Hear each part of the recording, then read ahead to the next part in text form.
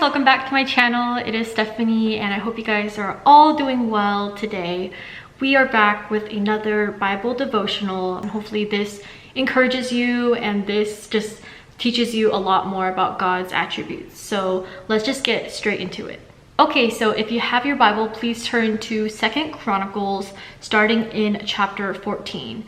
And I recommend you read all of 2 Chronicles, but we are going to be focusing on chapters 14 to around like 16. In chapter 14, we are introduced to King Asa of Judah. And in verse 8, it says, "And Asa had an army of 300,000 from Judah, armed with large shields and spears, and 280,000 men from Benjamin that carried shields and drew bows. All these were mighty men of valor." So in total, he had around 580,000 soldiers. In verse 9, it says, "Zerah the Ethiopian came out against them with an army of 1,000,000 men and 300 chariots, and came as far as Mareshah." So it was like 1,000,000 men from his enemy versus like 580,000. So you can already see that he's at a disadvantage. What's incredible is that in verse 11 it says, "And Asa cried to the Lord his God, 'O Lord, there is none like you to help between the mighty and the weak. Help us, O Lord our God, for we rely on you, and in your name we have come against this multitude.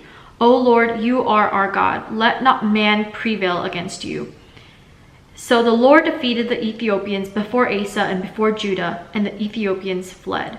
And then later in verse 15, it talks about all of like Asa's religious reforms to basically help his people follow the Lord and to remove like the idols, remove the altars and things like that. But then we get to chapter 16, which is like the main focus of today's video. So I'll go ahead and start reading for us. "In the 36th year of the reign of Asa, Baasha, king of Israel, went up against Judah and built Ramah, that he might permit no one to go out or come in to Asa, king of Judah. Then Asa took silver and gold from the treasures of the house of the Lord and the king's house, and sent them to Ben-Hadad, king of Syria, who lived in Damascus, saying, 'There is a covenant between me and you, as there was between my father and your father. Behold, I am sending to you silver and gold. Go, break your covenant with Baasha, king of Israel, that he may withdraw from me.'" After that, Ben-Hadad did what King Asa asked. And in verse 5 it says, "And when Baasha heard of it, he stopped building Ramah and let his work cease. Then King Asa took all of Judah, and they carried away the stones of Ramah and its timber with which Baasha had been building, and with them he built Geba and Mizpah." By the way, I also don't know if I'm pronouncing anything right, so please forgive me if I'm not. Okay, so just to quickly summarize what we just read, later in King Asa's reign, he heard about the king of Israel planning to build a city that would prevent people from going in and out of King Asa's land. And so King Asa was afraid, but instead of going to the Lord for help, he asked the king of Syria for help. And he paid the king of Syria with silver and gold from the Lord's house and from his own house. As it looks like here, everything worked out according to King Asa's favor. But let's keep reading. "At that time, Hanani the seer came to Asa, king of Judah, and said to him, 'Because you relied on the king of Syria and did not rely on the Lord your God, the army of the king of Syria has escaped you. Were not the Ethiopians and the Libyans a huge army with very many chariots and horsemen? Yet because you relied on the Lord, he gave them into your hand.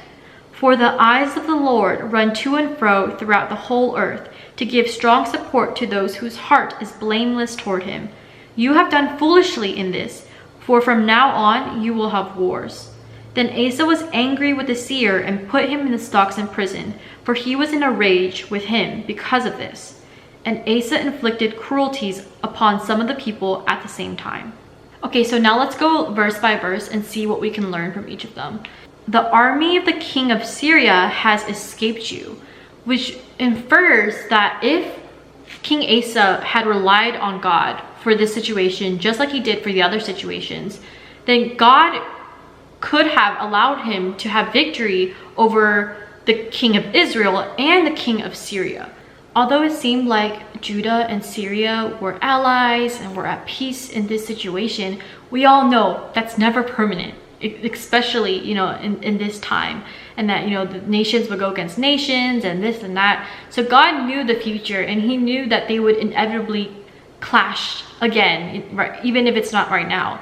And so God was saying that I could have made it easier for you now and for you to have victory over Israel, over Syria right now if you followed me, instead of relying on them, relying on humans, and then having to face the consequences of that later. So God knew that Asa had forfeited God's blessing. And moving on to verse 8, we recognize yet again the power, the strength, and the might of the Lord, and how nothing and nobody in this earth or in the heavens is more powerful than God. And I absolutely love verse 9. It's like one of my favorite verses now. It says, "For the eyes of the Lord run to and fro throughout the whole earth, to give strong support to those whose heart is blameless toward him." And I think a lot of us, including King Asa, forget who God really is. He is glorious, he is powerful, and he also loves us so much. And if we have a heart that is blameless toward him, he's supporting us. If we want to do his will, we want to do things his way, and we trust in him, he will support us. And I think that's just like a beautiful reminder that God is not forgetting about us. He's not leaving us to dry.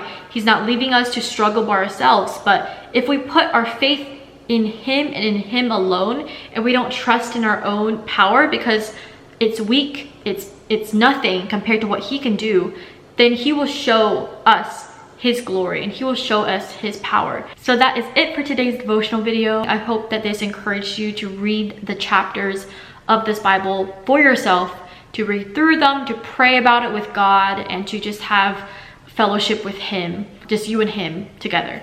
And as always, I'm praying for you guys, and I will see you in my next video. Okay, bye.